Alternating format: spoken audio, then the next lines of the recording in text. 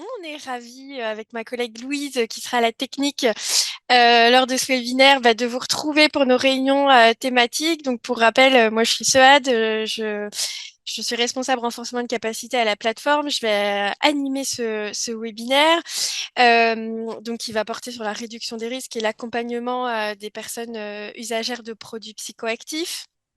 Donc pour rappel, pour les personnes qui n'ont jamais assisté à nos webinaires, les réunions thématiques qu'on organise à la plateforme ELSA depuis un certain nombre d'années, elles ont pour objectif d'offrir un espace d'échange sur une thématique précise et aussi de valoriser l'expertise de nos associations partenaires sur le continent africain. Et ces temps d'échange et de valorisation sont bien sûr ouverts à toutes les associations et à tous les acteurs et toutes les actrices de la lutte contre le VIH/SIDA.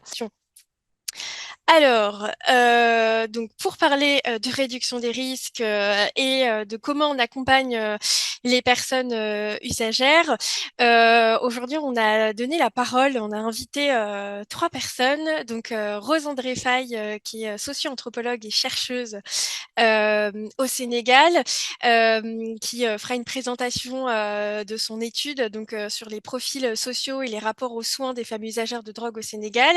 Ensuite, on enchaînera avec une présentation d'Emna Mjri, pardon, qui est chargée de projet Force en Tunisie à l'association ATL, donc qui présentera l'accompagnement spécifique à l'ATL. Et enfin, on enchaînera avec Eric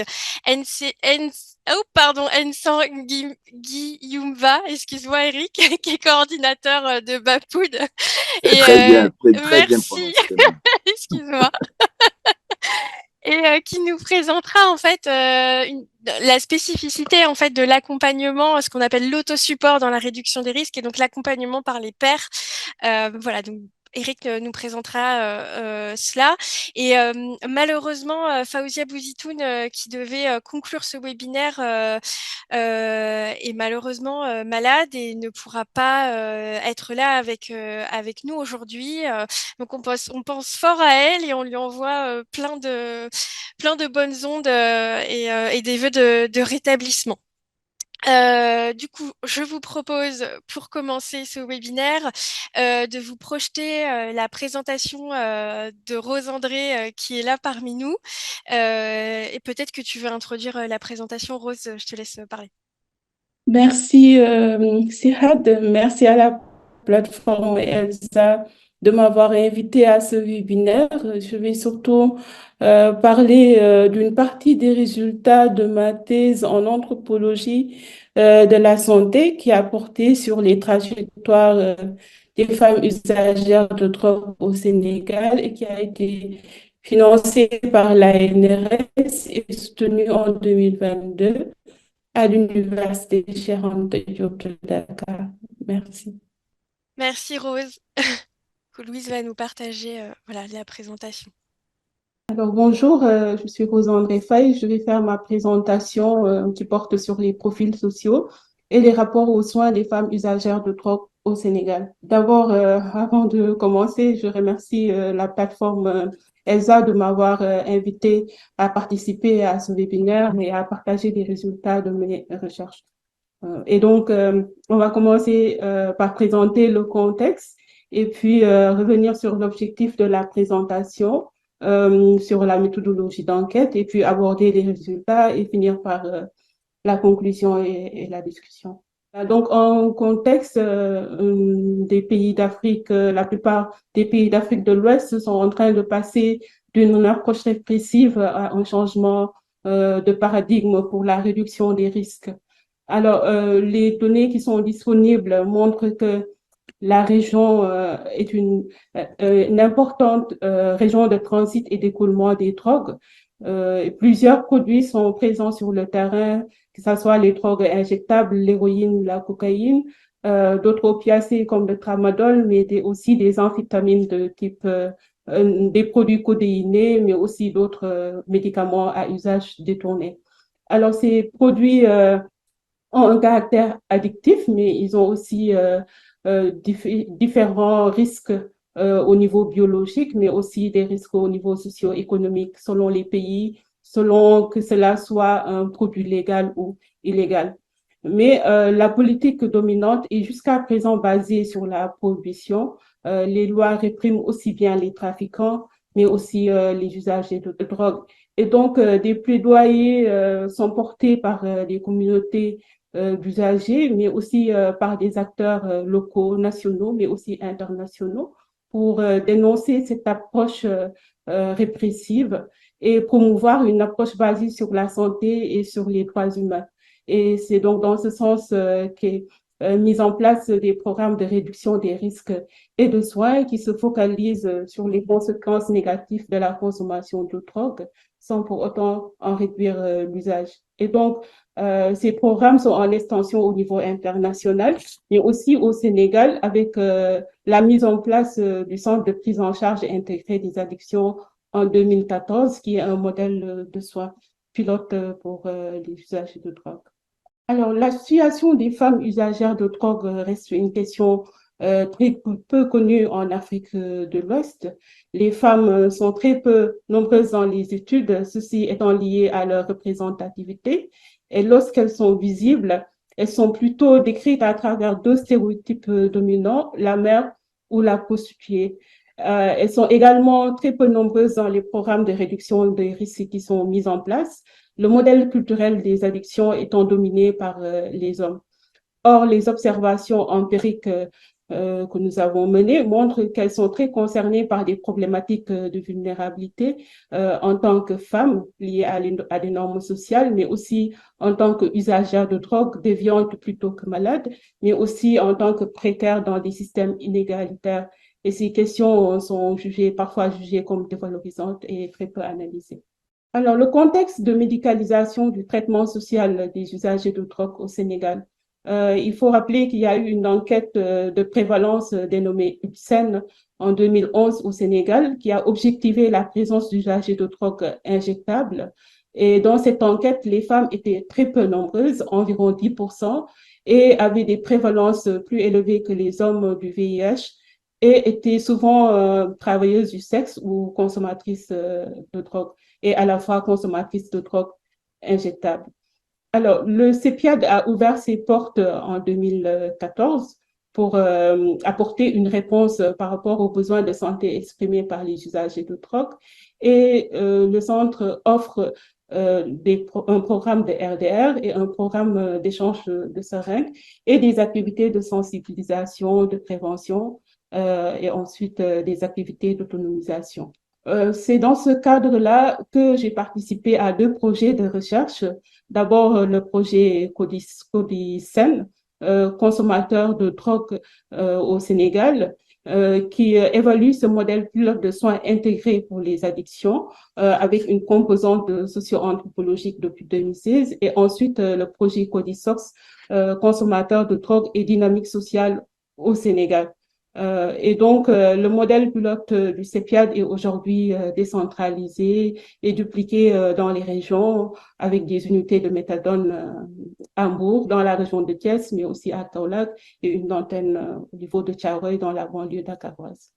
Alors, le CEPIAD essaie de répondre aux situations d'empilement des vulnérabilités médicales, les diverses pathologies qui sont fréquentes chez les usagers de drogue, mais aussi sociales, addicts et pauvres.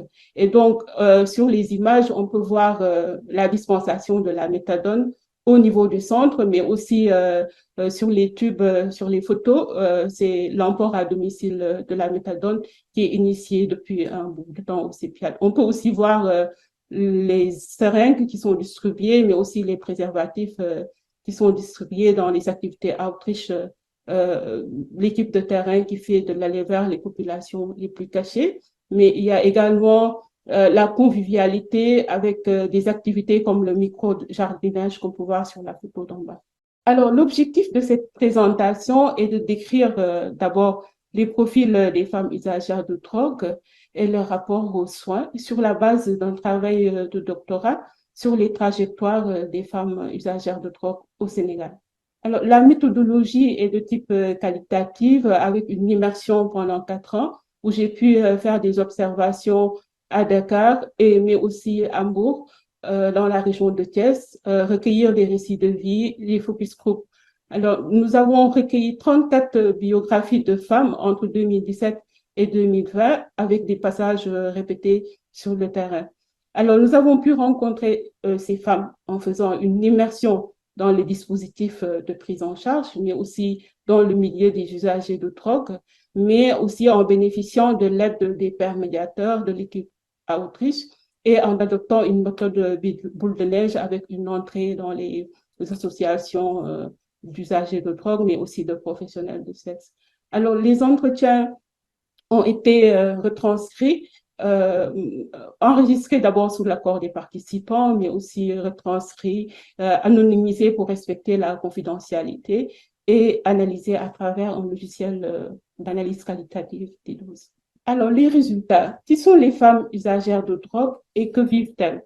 Alors, on a, à partir de nos données de terrain, défini des profils divers de femmes usagères de drogue en tenant compte de leur milieu de socialisation, en tenant compte de leur expérience du produit consommé, mais aussi de leur identité.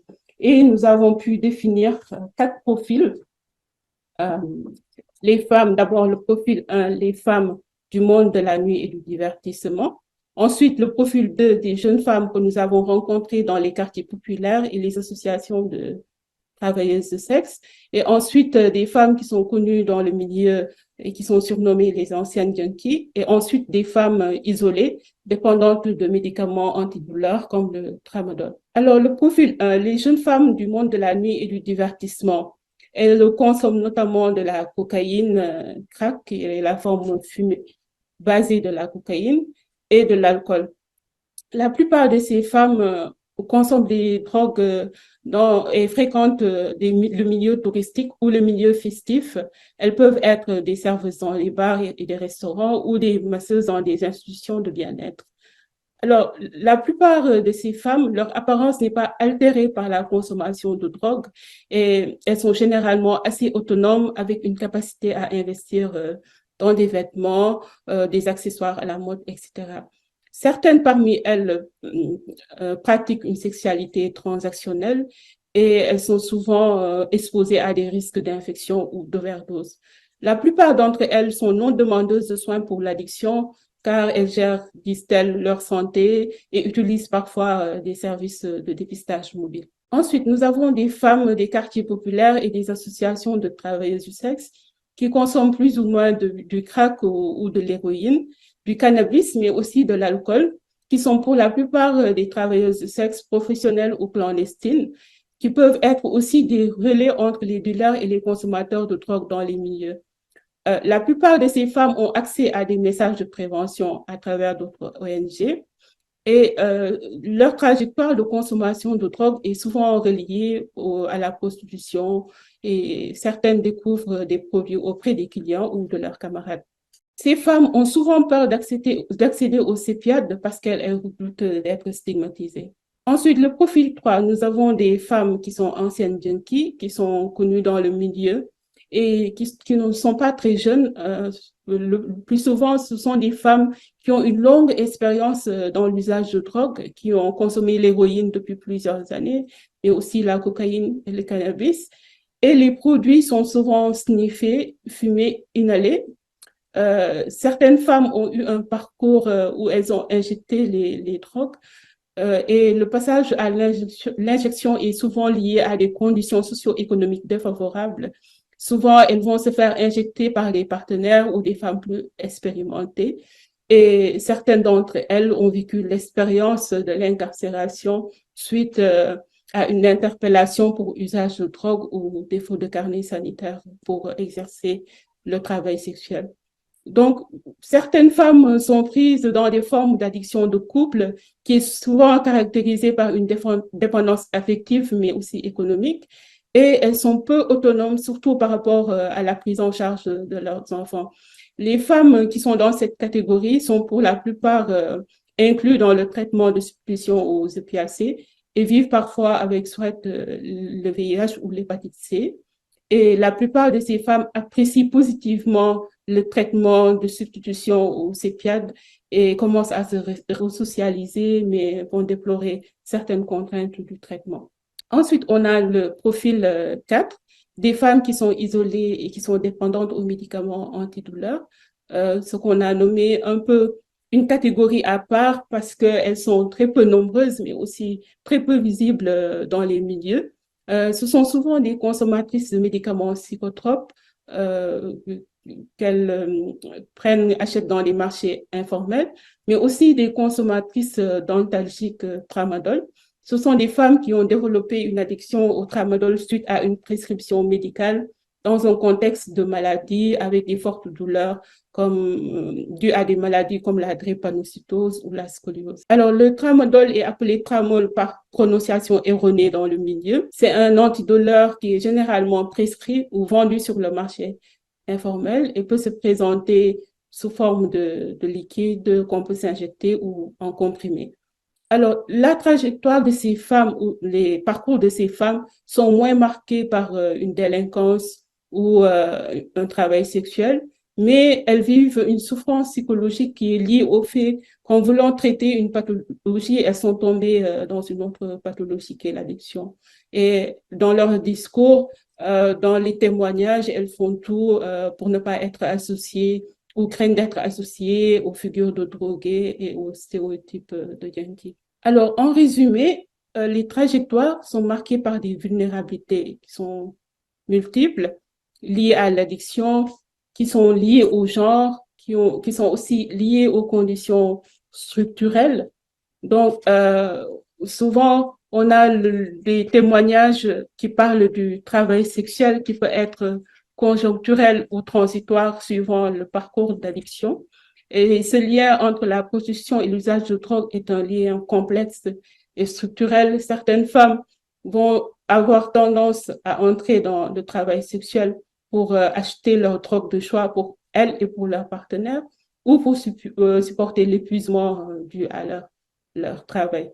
Il y a également la question de la relation aux partenaires où les femmes vont être souvent initiées par les hommes et continuer à consommer avec eux pendant une longue période. Et certaines femmes ont été initiées aux drogues à l'insu par leur partenaire. Donc, il y a cette question de l'entrée dans la drogue sous domination masculine qui revient souvent.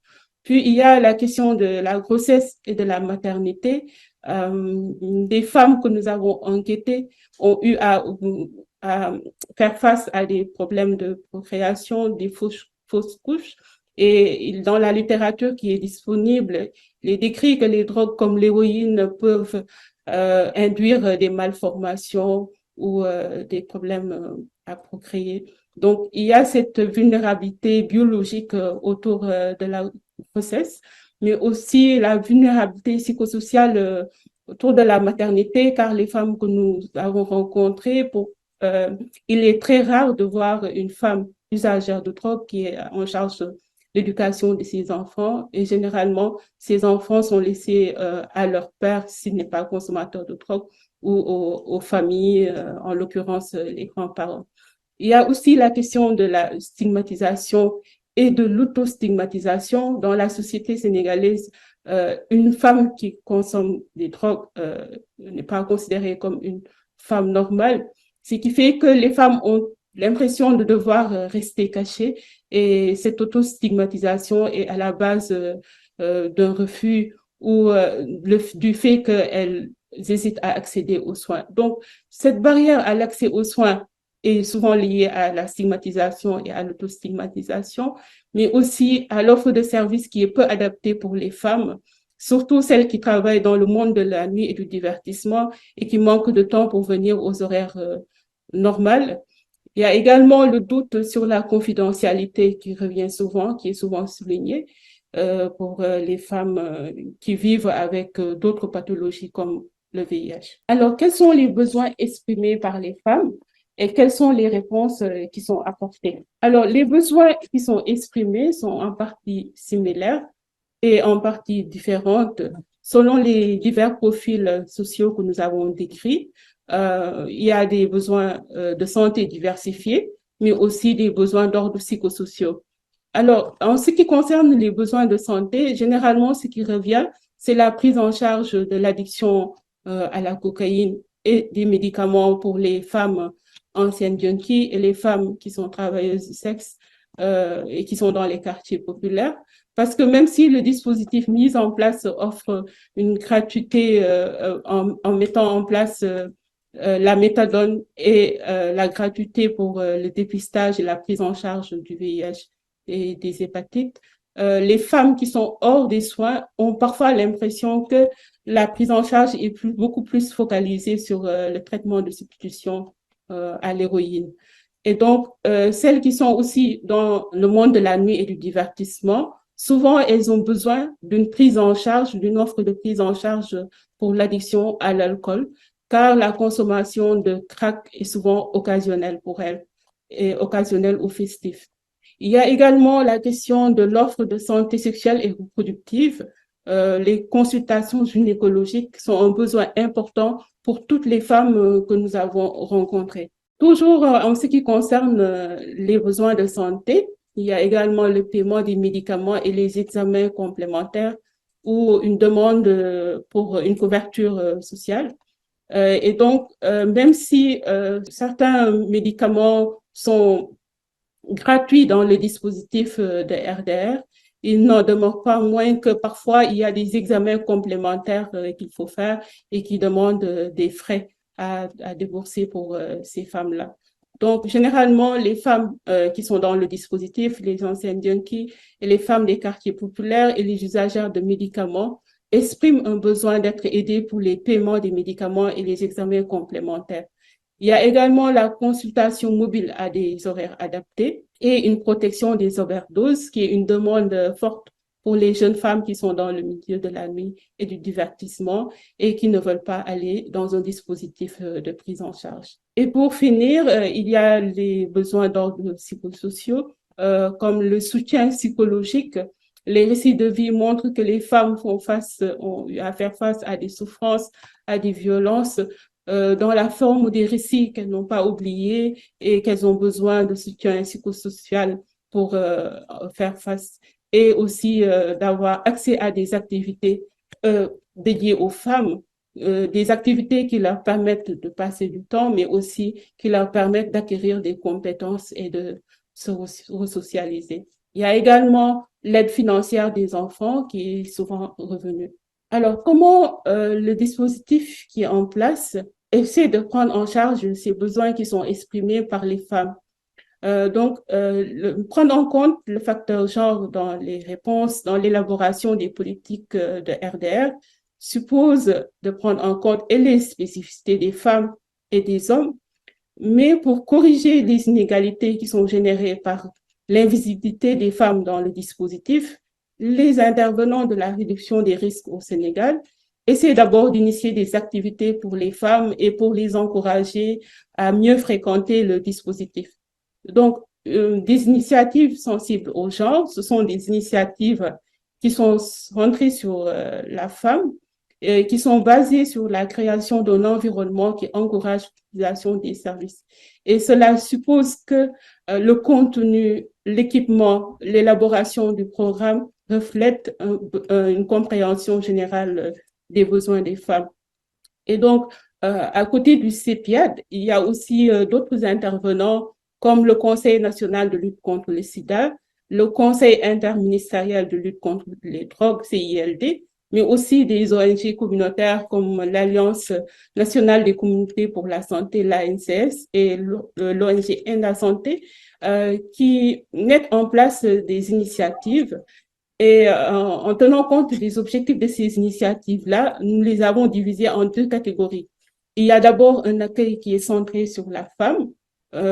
Généralement, les acteurs vont offrir des consultations gynécologiques, des dépistages du VIH, des hépatites, des journées qui sont dédiées aux femmes où elles vont avoir accès à des messages de sensibilisation et de prévention, mais aussi avoir accès à des formations comme la saponification, par exemple, comme sur cette photo, mais aussi des groupes de parole où les femmes vont discuter des questions qui les touchent.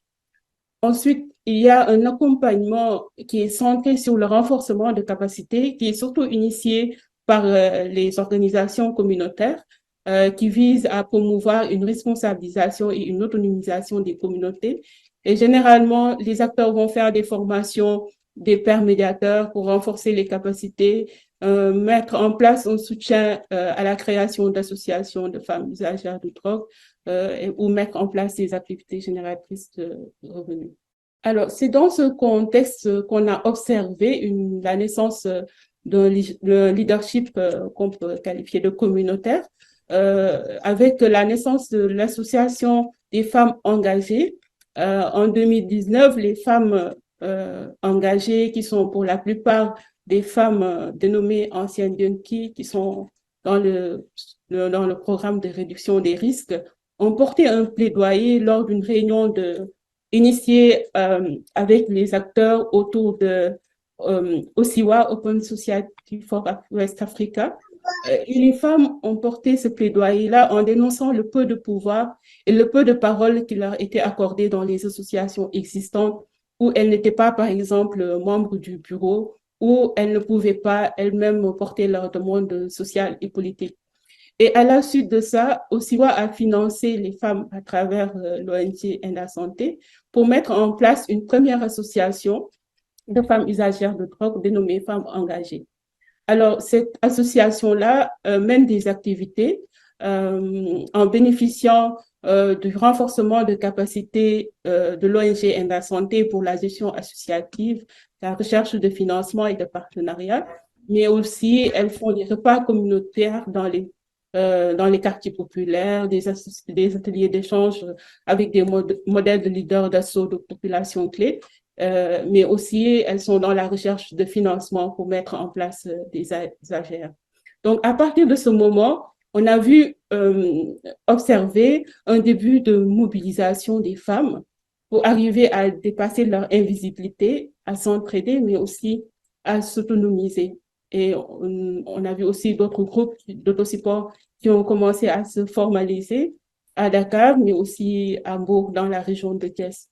Et donc, j'étudie actuellement ces questions qui pourront faire l'objet d'un autre webinaire sur les nouvelles drogues, mais aussi la féminisation des associations et l'empowerment individuel et collectif de ces femmes à travers ces associations-là. Alors, les analyses. Dans les profils que nous avons, on voit déjà dans les recherches qui sont disponibles que d'habitude, seulement 2 figures de femmes usagères de drogue sont au centre de la réflexion, ce qui est une image stéréotypée. Ces 2 catégories constituent souvent des cibles pour l'aide et la prévention, alors que notre étude montre 4 profils de femmes qu'il faut connaître pour pouvoir diversifier les interventions.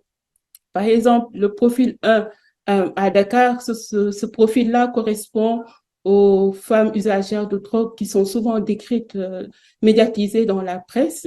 Par exemple, il y a eu à Dakar des femmes qui seraient décédées par overdose, un mannequin et une directrice d'agence fille de milliardaires. Et cette catégorie de femmes UD n'a pas souvent besoin de soutien social, mais a beaucoup plus besoin d'intervention et de protection pour l'addiction et l'overdose, alors que la disponibilité de la naloxone est encore limitée au niveau communautaire. Ensuite, le profil 1 et 2, la plupart des consommatrices de cocaïne ne font pas recours au CIPIAD et dans les dispositifs décentralisés, ce qui peut expliquer en partie le faible nombre de patientes et motiver des stratégies avancées pour aller vers ces femmes usagères de drogue. Dans le profil 1 et 2, on a vu que le parcours de certaines femmes témoigne d'une expérience intersectionnelle, car elles peuvent être à la fois consommatrices de drogue, mais aussi travailleuses de sexe, mais aussi personnes vivant avec le VIH. Le profil 4, les usagères de médicaments ne partagent pas les caractéristiques de marginalité sociale de la majorité des femmes que nous avons rencontrées, mais la stigmatisation reste le principal obstacle au recours aux soins. Et donc, pour pouvoir adapter les approches au féminin et prendre en charge les besoins de ces femmes, il est nécessaire de pouvoir diversifier des réponses en tenant compte des spécificités et des particularités locales et des besoins des femmes pour pouvoir dépasser cette image stéréotypée des femmes usagères de drogue, mères ou travailleuses du sexe. Alors, donc, la théorie de l'intersectionnalité que nous avons mobilisée dans notre travail nous a permis d'observer que les femmes usagères de drogue sont exposées à de multiples discriminations qui sont imbriquées au niveau culturel, mais aussi structurel. Il y a la question de la double stigmatisation en tant que personne usagère de drogue et travailleuse de sexe, mais aussi la difficulté d'accéder aux soins et les vulnérabilités psychosociales. Le concept de genre nous a fait percevoir que les femmes ont souvent le sentiment de devoir rester cachées car elles se perçoivent perçoivent que le fait de consommer de la drogue est un comportement irresponsable. Et alors, elles sont exclues, se sentent exclues des rôles et des identités socialement acceptables. Et on a vu dans les récits que ce poids moral est une particularité de genre. Elles ont souvent rapporté un sentiment de honte vis-à-vis de leur famille, de leurs parents, mais aussi de leurs enfants. Et ce fait de devoir rester caché, être coupable, est à la fois à la base d'une auto-stigmatisation qui est très forte. Donc, au-delà des parcours de soins et des parcours d'usagers de drogue, il s'agit ici aussi de trajectoire morale et de trajectoire sociale. Pour certaines femmes, le fait d'entrer dans le dispositif de RDR, de commencer le traitement de méthadone au CEPIAT, d'avoir accès à des activités de convivialité, a permis à participer à un retour à une estime de soi, mais aussi à un retour à une vie familiale, à récupérer leurs enfants, à se resocialiser. Et cette resocialisation est vécue comme un retour à une valeur morale, forme de rédemption. Et donc, les initiatives qui sont menées par les différents acteurs, ce que nous avons vu plus haut, montrent qu'il y a une focalisation sur des consommatrices d'usagères de drogue injectables, l'héroïne et la cocaïne. Or, les récits de vie, les données que nous avons recueillies montrent des situations de vulnérabilité au VIH, quel que soit le type de drogue qui est consommé. Les relations sexuelles, les relations affectives peuvent être à différents niveaux des situations de vulnérabilité aux pathologies infectieuses. Ce qui suppose qu'il faut aussi s'intéresser aux autres usagères de drogue qui évoluent dans le milieu festif et de divertissement. Donc, la plupart des femmes euh, qui sont bénéficiaires de ces initiatives-là apprécient positivement les réponses. Mais il faut noter que ce sont des initiatives qui ne sont pas inscrites dans la durée et le soutien psychosocial reste encore limité. L'offre de prise en charge de santé sexuelle et reproductive à travers les services gynécologiques n'est pas permanente dans le dispositif. Il y a eu des initiatives, mais assez limitées, qui n'ont pas pu être continuées par défaut de financement. Il y a également la difficulté de mobiliser les femmes et de les maintenir dans ces activités-là. Et ce qui pose des problèmes de durabilité des interventions lorsque les activités sont financées par des partenaires techniques et financiers, notamment des partenaires du Nord. Il est donc nécessaire à ce niveau-là, pour avoir des programmes de RDR sensibles aux genre efficaces, d'élaborer des stratégies de sensibilisation, notamment sur la question de la stigmatisation et de l'autostigmatisation, mais d'intégrer des services gynécologiques permanents dans le dispositif de RDR et de mobiliser des financements nationaux et qui sont efficaces pour une réponse pérenne. Merci, Rose, pour cette belle présentation. Il y a quelques questions dans le chat. Je propose qu'on prenne quelques minutes pour y répondre. Alors, je commence. Il y a une question de Jean-Jules, de l'association Colibri au Cameroun.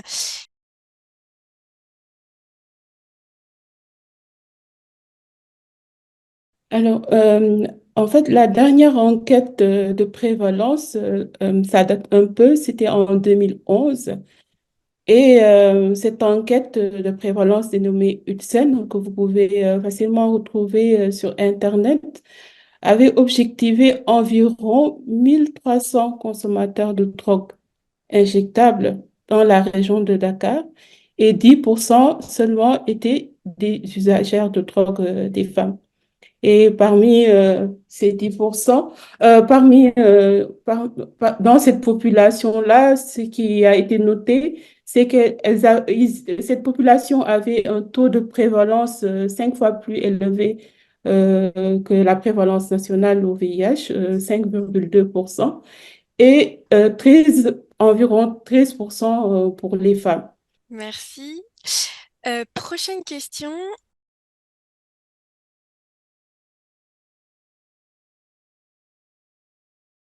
Et en matière de drogue, l'approche dominante, comme nous l'avons dit au début de la présentation, l'approche dominante est encore basée sur la prohibition, avec une loi qui punit aussi bien les trafiquants et les consommateurs de drogue. Mais en ce moment, il y a également des alternatives à l'incarcération quand c'est de petites quantités qu'on retrouve sur les usagers de drogue. Mais également, il y a des plaidoyers qui sont portés par les communautés, mais aussi par les acteurs de la RDR qui font que on est dans un environnement de plus en plus favorable où, par exemple, on attrape des usagers de drogue, on propose des alternatives à l'incarcération comme l'injection thérapeutique où on peut demander à l'usager de drogue d'aller dans les soins, de se faire soigner au lieu d'aller en prison. Mais ce qu'il faut noter spécifiquement pour les femmes, c'est qu'en fait, les lois qui répriment la consommation de drogue vont se superposer aux lois qui sanctionnent aussi la prostitution. Parce qu'au Sénégal, le travail sexuel, bien que c'est encadré par la loi, parce qu'il faut être inscrit au fichier social et sanitaire pour pouvoir l'exercer. Mais pour les femmes qui ne sont pas détentrices de ce carnet sanitaire-là, elles font souvent face à des interpellations policières qui se superposent aux interpellations par rapport à l'usage de drogue. Merci. Il y avait encore deux questions dans le chat, mais comme on manque un peu de temps, je propose que tu y répondes directement dans le chat, Rose. Comme ça, tout le monde a sa réponse. Et je propose qu'on enchaîne avec la présentation. Merci beaucoup déjà, Rose, pour ta présence et pour la réponse à à toutes ces questions. Et je propose qu'on enchaîne avec la présentation d'Emna de l'association ATL en Tunisie. Je te laisse la parole, Emna. Donc, c'est Emna, je travaille comme chargée projet avec ATL MST SIDA Tunis. Et je suis là aujourd'hui pour vous parler un petit peu pardon, de mon association et les services qui sont offerts en matière de réduction des risques. Donc, ATL MST SIDA, c'est la première association, je peux dire, c'est parmi les premières assos dans le monde arabe et dans le Maghreb arabe qui milite pour les droits des personnes vivant dans le VIH depuis 1990.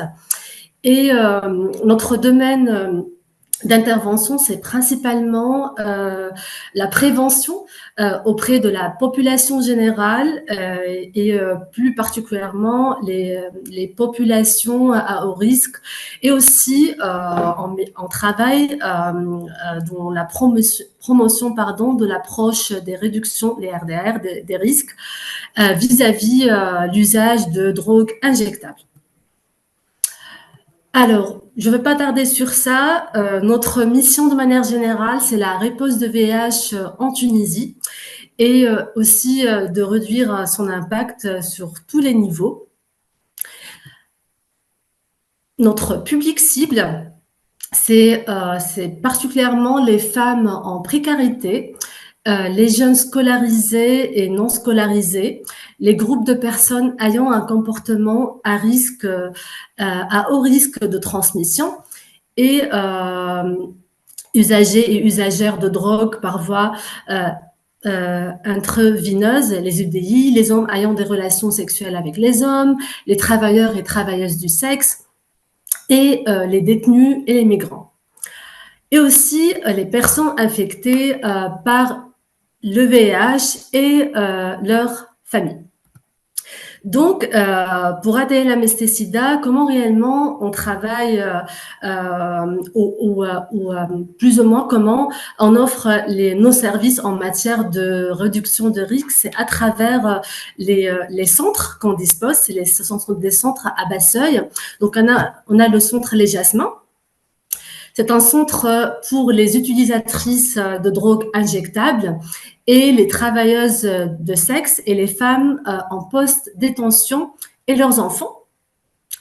Et aussi, nous avons un centre au profit des travailleurs et travailleuses de sexe et des hommes qui ont des rapports sexuels avec les hommes à Sousse. Et également, nous avons un centre d'accueil pour la prévention à Tunis-Malassine. Et enfin, le centre d'accueil pour la prévention au profit des utilisateurs de drogue Annabelle et Agafsa. Donc, notre domaine d'intervention, c'est particulièrement la prévention. Et donc, on offre un paquet de services, tout ce qui est préservatif, les gels lubrifiants. Et après, je vais revenir sur le matériel qui sont offerts en matière de réduction de risque. Donc, ce que mon asso propose, c'est une prise en charge globale et ceci dit qu'il s'agit d'un soutien psychosocial. On assure également le plaidoyer et récemment, on a travaillé sur l'introduction de la méthadone en Tunisie. Et aussi, on assure des recherches opérationnelles. Je cite à titre d'exemple les enquêtes. Également, on propose des formations. Et par exemple, pour les personnels de santé, même pour les usagères de drogues injectables. Donc, les formations, c'est pour tout le monde. Et également, on propose la prise en charge légale et juridique. Et également le dépistage communautaire et nous avons un InfoSida. Et InfoSida, c'est un numéro qu'on met à la disposition de tout le monde pour se renseigner sur, je sais pas, sur le VIH, sur les EST, les infections sexuellement transmissibles, si jamais le bénéficiaire veut prendre un rendez-vous. Donc, c'est un numéro qu'on a mis à la disposition de nos bénéficiaires pour qu'on soit toujours à l'écoute. Et maintenant, je vais parler sur la Tunisie et par rapport à l'utilisation de la drogue. Bien évidemment, la Tunisie n'échappe pas à la dissémination du fléau mondial des conduites addictives.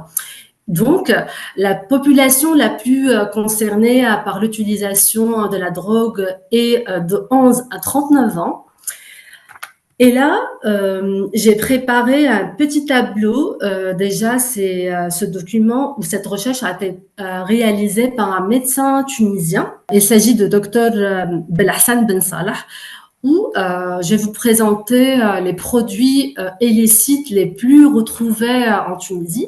On trouve le cannabis, les médicaments psychotropes, les solvants organiques, l'héroïne ou ses substituts Subitex, la cocaïne, les nouveaux produits de synthèse, l'ecstasy. Mais hier, j'ai reçu un bénéficiaire et je lui ai demandé de m'écrire. Je ne sais pas si vous êtes en train de regarder les drogues qui sont disponibles dans son quartier. Et je me suis rendu compte qu'il y en a d'autres drogues encore plus utilisées en Tunisie. Je cite kétamine, je pense qu'il s'agit d'un Midoc, Erica, Aquanine. Et là, la découverte qu'il y a une drogue qui s'appelle coca, pour faire référence à la cocaïne, mais coca noir, c'est juste, il m'a dit qu'il s'agit d'un mélange de Midoc. Et cette substance, vraiment, elle est très, très, très dangereuse. Et Là, je vais parler de mon expérience. Avant, j'étais la coordinatrice du centre Les Jasmins que je viens de citer tout à l'heure. Donc, qu'est-ce qu'on propose dans ce centre? Donc, ce centre, c'est un centre pour les femmes utilisatrices de la drogue injectable, pour les travailleuses du sexe. Et pourquoi on a eu l'idée d'ouvrir ce centre? Parce qu'avant, on n'a qu'un seul centre pour les femmes et pour les hommes à Mélessine. On s'est rendu compte que ces femmes sont doublement stigmatisées. Et c'est pour cette raison qu'on a eu l'idée vraiment d'ouvrir un centre spécifiquement pour les femmes. Donc, ce qu'on propose pour ces femmes, c'est bien évidemment le matériel. Donc, ce qu'on propose, alors on propose le matériel de prévention, tout ce qui est seringues, les stéricops, les tampons alcoolisés, les pailles à usage unique. Et aussi, on a vraiment focalisé notre travail sur le renforcement de capacité de ces femmes. Et du coup, on propose des formations adaptées à leurs besoins. Dont je cite à titre d'exemple, par exemple, la fabrication des bijoux, des parfums traditionnels, etc. Et également, on propose la prise en charge psychologique. Donc, dans ce centre-là, il y a une psychologue qui travaille 5 jours par semaine. Et également, on assure l'achat des MIDOC, on assure l'accompagnement, on anime des séances de sensibilisation, des repas communautaires, etc. Je vais pas vraiment parler beaucoup, mais j'espère que donc l'idée que je veux partager avec vous. Certes que la société civile en Tunisie travaille beaucoup et particulièrement mon association, on essaie vraiment de proposer plusieurs services pour vraiment soutenir ces personnes. Et nous, on voit pas que, en tout cas, l'abstinence c'est pas notre finalité. Mais l'objectif de mon association, c'est de rendre l'utilisateur l'acteur et le responsable de sa propre santé. Mais le seul bémol dans tout ça, c'est les lois punitives, dont je cite la loi 52, qui rend des fois notre travail un petit peu difficile. Et voilà, la preuve, c'est l'article qui est devant vous. Les personnes qui consomment la drogue en Tunisie seront punies par l'emprisonnement jusqu'à 6 à 10 ans. Et donc, ce genre de loi punitive peut vraiment rendre notre travail un petit peu difficile, mais on va pas du tout s'arrêter là. On va toujours militer pour améliorer la situation de ces personnes. Et je vous remercie. Merci. Merci beaucoup, Amna, pour ta présentation. Alors, je vais regarder dans le chat s'il y a des questions pour toi. J'en ai pas vu passer. Si vous avez des questions pour Amna, n'hésitez pas à les mettre directement dans le chat. Ah oui, il y en a. Excusez-moi, pardon. Alors, toujours de Jean-Jules.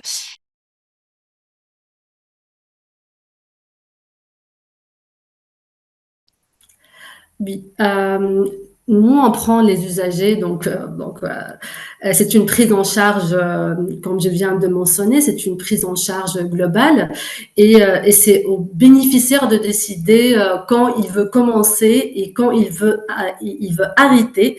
Et comme je viens de mentionner, l'idée de mon association, c'est de rendre l'utilisateur acteur et responsable de sa propre santé. Nous, on n'intervient pas sur ça, donc notre objectif, c'est vraiment d'aider cette personne et ne pas du tout de rendre l'abstinence comme notre finalité. Notre objectif, c'est de l'aider et c'est à lui vraiment de décider quand est-ce qu'il veut commencer et quand est-ce qu'il veut vraiment arrêter. De Merci. bénéficier de la Pardon.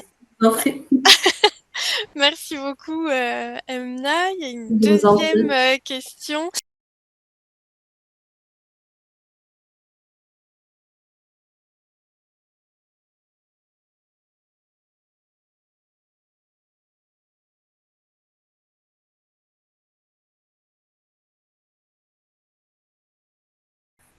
Avant, oui, on a beaucoup travaillé dans le présent, on fait la distribution des matériels de prévention, etc.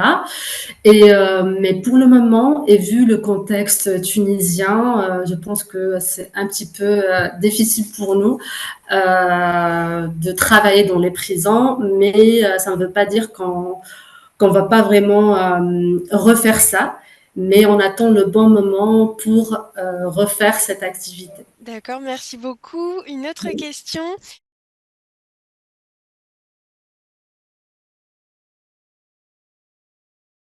En fait, oui, la société civile a beaucoup travaillé pour vraiment changer la loi 52, mais on n'a pas vraiment eu des résultats positifs par rapport à ça, malheureusement. Merci. Une autre question.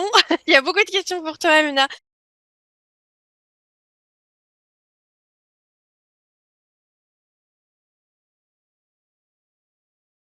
D'accord. Le pourquoi, c'est pour montrer que le travail de la société civile est un petit peu difficile en présence de ce genre de loi punitive. Et c'est pour nous, en tant que société civile, c'est une motivation pour vraiment pour plaider contre ces lois.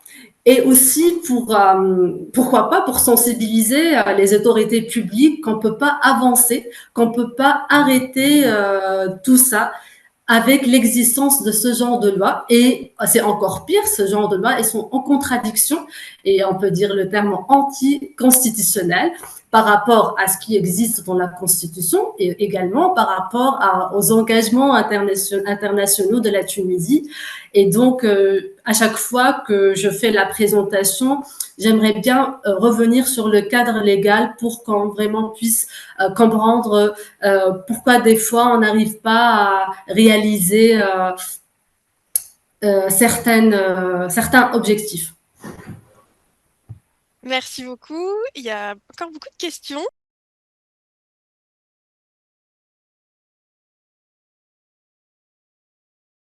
En fait, nous, on travaille avec des psychologues et c'est les psychologues qui nous aident vraiment à faire ce genre de travail. Et voilà. Bonjour Emna. Bonjour tout le monde. Je me présente. Je suis Meher Levli, coordinateur centre d'accueil et d'Abaseuil, et je suis le collègue de Emna. Ah, bienvenue. Je peux intervenir pour répondre à ce dernière question et le premier des questions en même temps, si c'est possible.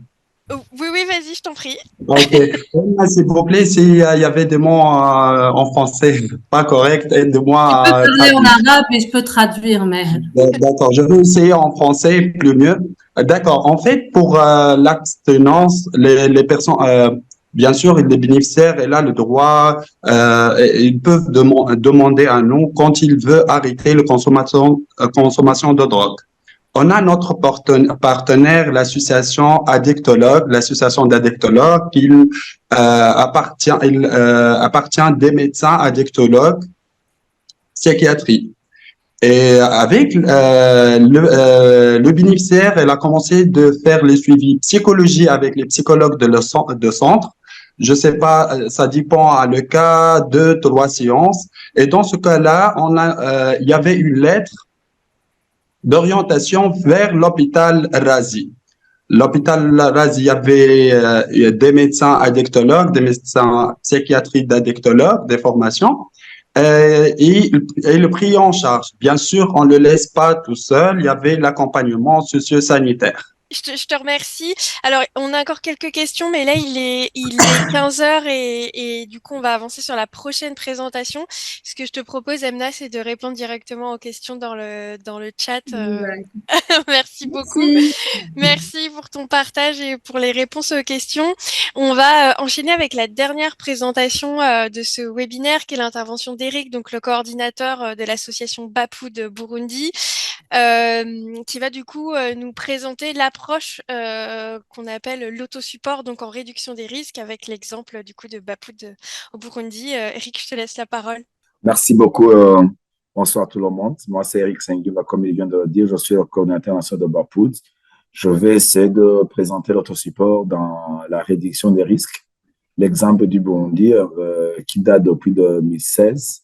Alors, je pense En fait, Bapoud est une association des anciens usagers de drogue. En fait, on a voulu l'appeler comme ça juste pour essayer de voir comment contourner la législation parce que des fois, il y a des contextes où ce n'est pas du tout facile à travailler en tant que population clé, mais on doit toujours trouver des solutions. Sinon, c'est vraiment une organisation identité des usagers de drogue qui a une ordonnance ministérielle. Et il y a aussi une couverture nationale où dans les provinces, on travaille avec ce qu'on appelle les points focaux par manque, avec une projection d'installer d'autres bureaux, notamment dans les provinces. Et puis, on a une vision d'accès à la santé autonomisée des actifs qui utilisent les drogues et les anciens usagers de drogue, parce que même ici, le constat que même quand tu arrêtes la drogue, il y a toujours des aspects de stigmatisation et de manque de confiance avec le reste de la communauté. Nous avons aussi une mission de signer pour tous pour la santé, la dignité et l'accès aux droits humains. Et puis, toujours, on essaie de travailler sur les deux approches. Avec notre approche humaniste, c'est-à-dire que nous essayons de voir comment cette approche nous facilite la tâche et surtout de travailler avec les pairs. C'est aussi une approche qui favorise le savoir-être et vivre ensemble sans discrimination, parce que la discrimination, c'est le grand problème. OK, nous avons aussi une approche citoyenne basée sur le respect de l'autre, sans tenir compte d'aucune distinction, et surtout en essayant de promouvoir la citoyenneté avec ses droits et ses devoirs. C'est ça qui nous permet même de voir comment orienter notre plaidoyer. Nous avons aussi une culture du dialogue qui favorise la primauté du débat. Et avec ça, c'est là où on trouve même cette valeur qui nous permet d'avoir des sens de médiation et d'écoute spiritueuse. Alors, pour le Burundi, alors, vous savez que travailler chaque fois, il faut avoir des indicateurs.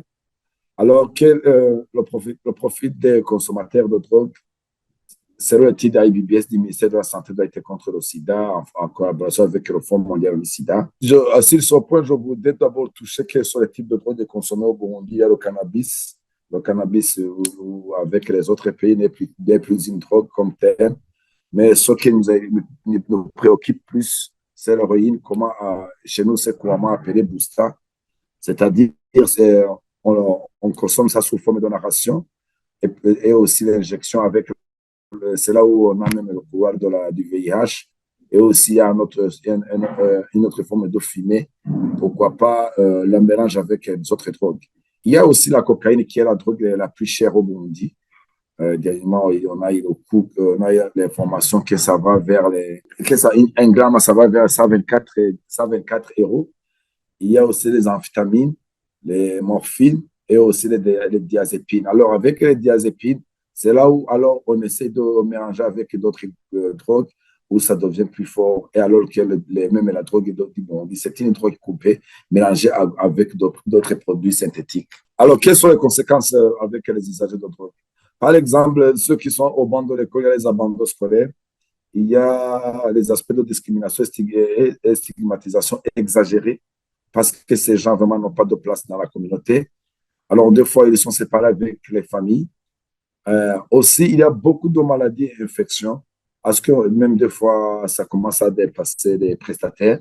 Alors, aussi, en conséquence générale, c'est vraiment une génération sans espoir et sans futur s'il n'y a pas d'assistance ou de programme destiné à eux. Alors, quel apport de Bapoud? Alors, avec l'apport de Bapoud, moi, je voudrais vous partager cet écran c'était vraiment un éclat qui va essayer de nous démontrer. C'est un album qu'on a fait pour les sensibilisations. Ça, c'est on a fait un focus dans un acteur communautaire qui s'appelle Eddie. On l'a appelé dernièrement Super Héros de la Riposte. Alors, on va essayer de balancer comme ça. Je vais vous donner les détails. Ça, c'est un soutien médical et psychosocial. La paire éducation sauve les vies. C'est-à-dire, nous, c'est la paire éducation qui sauve les vies parce que tu dois aller à l'encontre de ces gens. Parce que c'est une demande vraiment qu'il faut essayer de promouvoir. Alors, ces gens souffrent du VIH, ces gens souffrent de la tuberculose, ces gens souffrent de manque d'informations en rapport avec tout comme service. C'est pour cela que tu vois, il faut chaque fois avoir le courage d'aller les voir et ensemble raviver l'estime de soi tout d'abord. Parce que aussi l'estime de soi, c'est un problème. Alors, on doit aussi aller sur le terrain pour essayer de les convaincre un peu qu'ils deviennent des pères. Aussi, il faut y aller pour mener la réduction des risques. Parce que là-bas, c'est là où ils échangent les seringues, c'est là où ils utilisent n'importe quoi comme produit d'usage. Alors, avec ça, les pères éducateurs, les héros communautaires sur le terrain, ils enregistrent les constats. C'est là où ils vont alors, sur la photo, tu vois, c'est l'équipe de pères éducateurs accompagnée par les prestataires de services et les médecins. Alors, ce sont des campagnes de dépistage qui sont convoquées par les pères. Sinon, c'est les pères n'amènent pas l'information sur le terrain, c'est-à-dire qu'on ne va pas vraiment savoir ce qu'il faut faire. Alors, voilà, par exemple, si cette photo, nous sommes la lutte. C'est-à-dire, nous sommes la lutte, c'est ensemble. Ce sont par exemple, en bleu, c'est une femme qui est infirmière. Ici, l'autre, il y a un monsieur qui est médecin. Et aussi, il y a des pères éducateurs et puis il y a des bénéficiaires de services. La photo, c'était en période Covid. Tu vois, on devrait aussi prendre des précautions avec Covid. Alors, il y a aussi le testing. Avec le testing, c'est-à-dire le ou bien les pères doivent aller pour les dépistages, c'est-à-dire le dépistage quoi, classique. C'est-à-dire, on a utilisé l'autotest, on revient, c'est-à-dire pour la confirmation, on doit aussi, c'est le père qui doivent amener le bénéficiaire au centre de prise en charge dans une structure.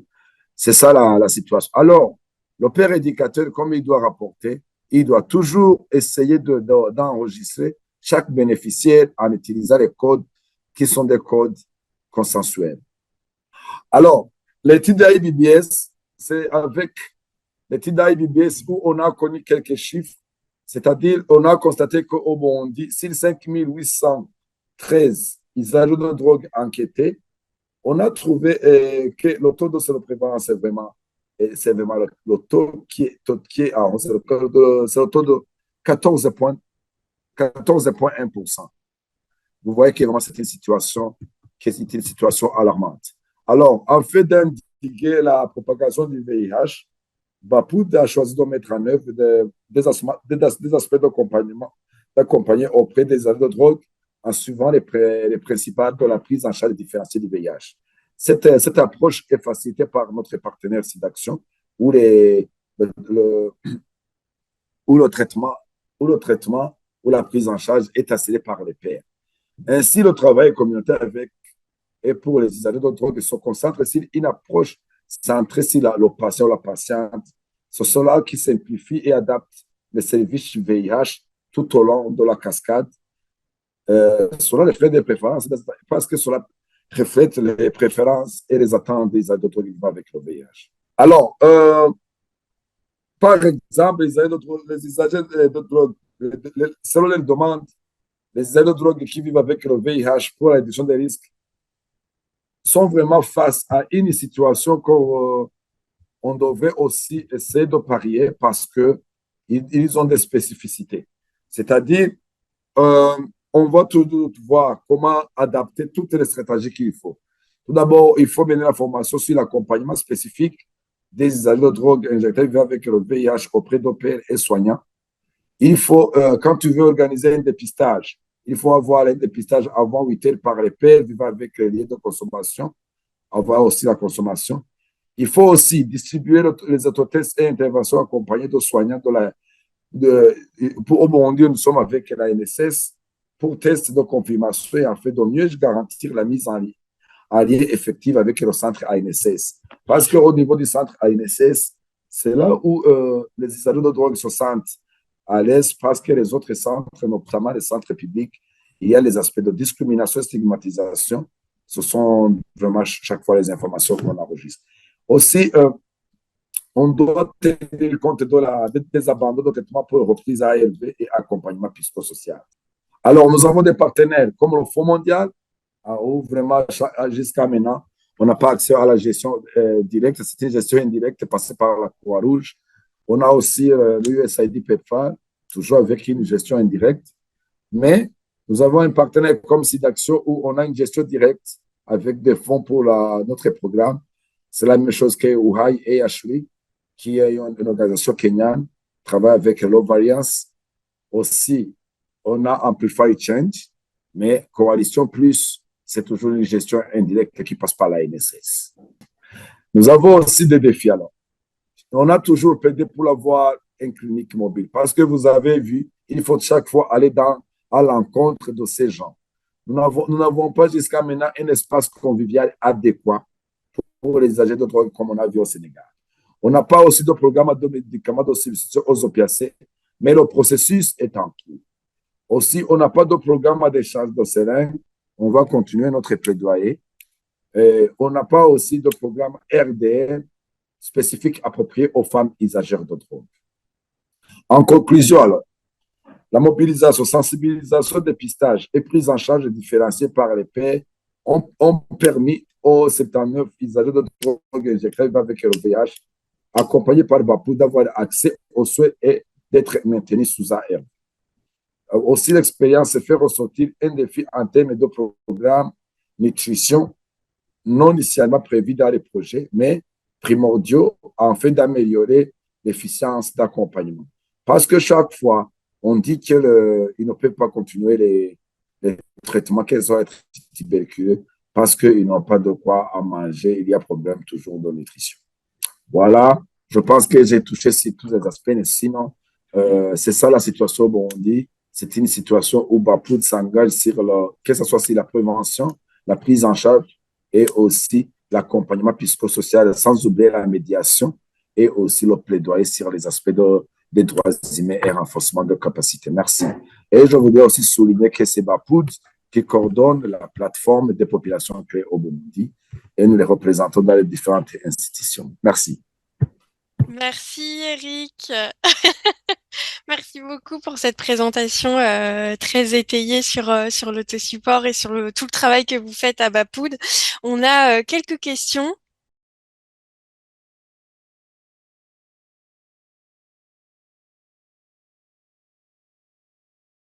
Pour moi, je pense que ça, c'est une bonne question parce que aussi ça a été parmi les recommandations qu'on vient d'avoir avec Eric Hassan. On a dit qu'il faut chaque fois essayer de s'organiser en plateforme, que ce soit les plateformes, les plateformes au niveau national ou bien des plateformes régionales. Je te remercie pour ta réponse. On a une autre question.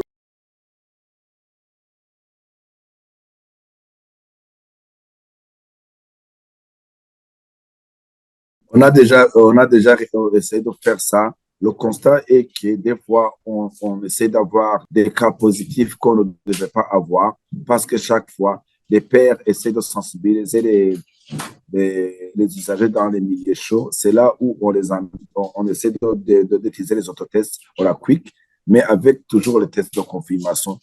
Toujours les cas ce sont des nouveaux cas. C'est-à-dire vraiment il y a un impact positif, c'est-à-dire que ce canal est un canal à essayer de vulgariser et de capitaliser même dans d'autres pays. D'accord, je te remercie. On a une autre question de Gratien.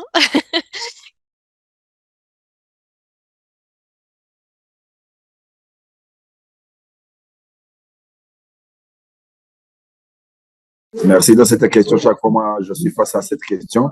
Mais du coup, chez nous, on a mené un plaidoyer de montrer qu'il y a l'usage de drogue, Et on a toujours marché avec la police, le gouvernement et les partenaires bilatéraux.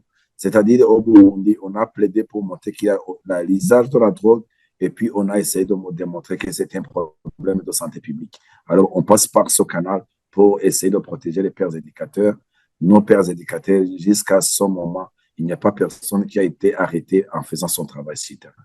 Et je voudrais aussi, on a aussi avancé bientôt. On va avoir des badges et des gilets, des outils qui sont aussi approuvés par le gouvernement. Je pense que ça sera une protection aussi d'une autre façon. Voilà. Pour être identifié sur les lieux de consommation quand vous intervenez, c'est ça? Oui, sinon, deux fois, on peut y aller pour le braquage et du coup, il y a un père éducateur qui est en train de sensibiliser. On risque de le taxer de la promotion comme ça se fait dans d'autres pays qui n'ont pas encore compris la nécessité de la RDR. Tout à fait.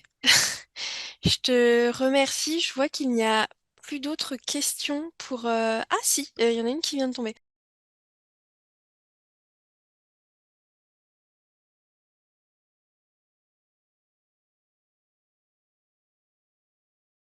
Et ça, c'est toujours le problème. C'est parce que vraiment, pour le moment, c'est une urgence.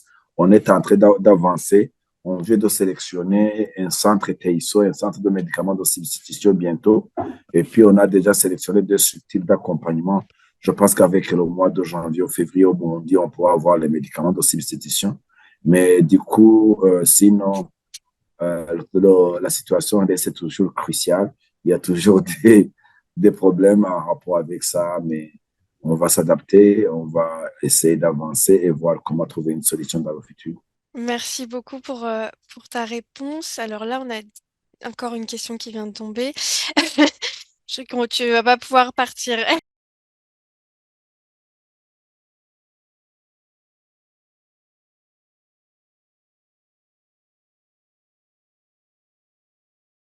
En fait, au Burundi, même le gouvernement, même les partenaires ont déjà constaté que vraiment l'usage de la drogue commence à prendre une allure exponentielle. Alors, du coup, tout le monde s'investit pour voir comment trouver une solution. Alors, c'est avec ça, c'est même, il y a le code pénal qui pénalise toujours les usagers de drogue, mais on essaie même d'alléger la peine parce qu'avant, c'était entre 3 et 5 ans, mais du coup, pour le moment, c'est entre 2 et 3 mois une amende. Sinon, quand tu t'engages pour des actions avec la réduction des risques ou bien en rapport avec venir en aide pour les usagers de drogue. En tout cas, ici au Burundi, jusqu'à maintenant, il n'y a pas de problème. Le problème, c'est quand tu te prononces sur les aspects qui démontrent que, par exemple, tu es en train de faire une promotion d'usage de la drogue. Ça, tu vas vraiment avoir des problèmes. C'est là où même moi, je plaide pour un centre convivial afin de protéger les usagers de drogue en couloir ou bien les usagers de drogue qui sont toujours actifs parce que c'est là où ils vont passer des journées en fait d'apprendre quelques informations et de voir comment s'engager. Merci. Merci beaucoup. Il y a encore une question, Eric.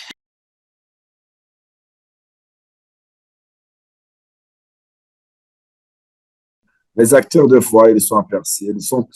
Il y a ceux qui sont bien aperçus par la communauté, le reste de la communauté, mais du coup, il y a d'autres qui ne sont pas vraiment bien aperçus parce qu'on dirait qu'ils sont en train de sensibiliser les membres de famille de rester dans la drogue, de se pas. En fait, il y a une mauvaise compréhension et une bonne compréhension autour de la drogue.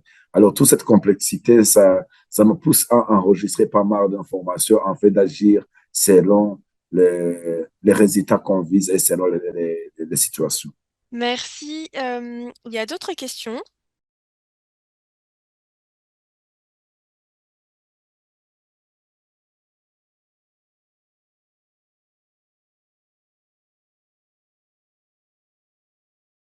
Tout d'abord, je voudrais passer par le deuxième. Il y a un code de conduite.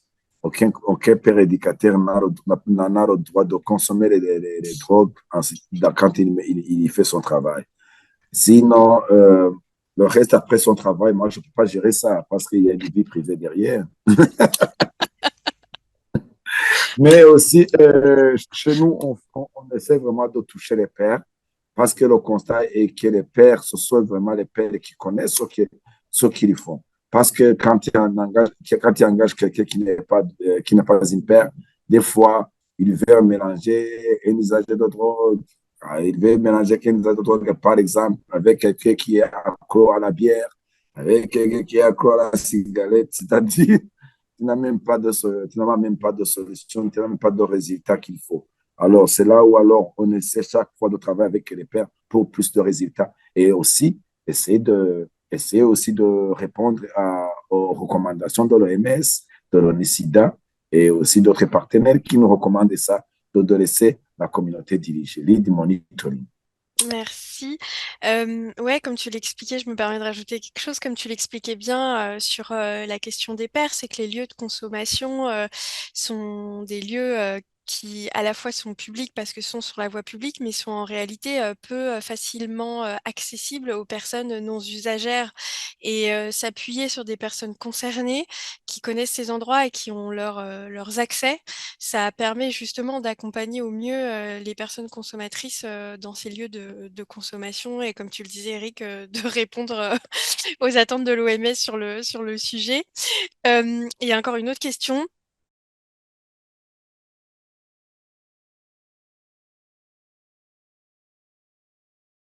Alors, l'approche qu'on utilise, c'est une approche, je dirais, une approche de bénéficiaire pair. C'est-à-dire, nous, quand on repère, par exemple, un cas positif, alors on essaie d'apporter le cas positif vers une structure. Avec la structure, il y a des tests de confirmation si la personne est positive. Alors, on le met directement sous traitement, mais du coup, on essaie alors de faire l'indexation. Avec l'indexation, c'est là où on va me trouver d'autres personnes et puis on essaie de les sensibiliser pour qu'eux aussi, ils adhèrent au dépistage. Alors, je voudrais aussi partager notre expérience avec cette question. C'est qu'il y a aussi Bapoud travaille sur les aspects d'intersectionnalité entre populations. Nous avons aussi adhéré à cette stratégie parce que le constat est que nous avons, par exemple, les travailleurs de sexe qui utilisent les drogues. Nous avons aussi les communautés comme les communautés LGBTQI qui utilisent les drogues. Nous avons aussi les jeunes avec le VIH qui utilisent les drogues. Alors, on essaie vraiment de toucher même dans d'autres groupes pour voir si réellement on ne peut pas avoir de cas pour l'accompagnement. C'est ça. Sinon, chez nous, la stratégie est la stratégie qui nous partons de la communauté, non, du milieu chaud vers le père avec le patient vers le centre de prise en charge pour la confirmation. Et là-bas, s'il est confirmé, alors ce sont les structures de prise en charge comme la NSS qui prennent alors le train pour juste avancer avec des traitements ARV et d'autres traitements. Il y a des cas d'hépatite virale. Voilà. Merci beaucoup. On arrive à la fin de ce webinaire. Je vous propose pour conclure ce webinaire très rapidement, Emna, Rose et Eric, de nous donner soit un mot chacun de la fin ou une idée que vous aimeriez transmettre pour terminer ce webinaire. Eric, comme tu avais la parole, je te laisse continuer. Ok, moi, j'ai juste ces trois mots. Il faut la solidarité entre nous. Deuxièmement, il faut le partage d'expérience. Troisièmement, il faut mettre en place un canal ou bien un système de communication pour qu'on partage toujours les expériences. Merci. Merci. Emna ou Rose, vous voulez prendre la suite? Non, c'est juste que je veux vous remercier de m'avoir écouté.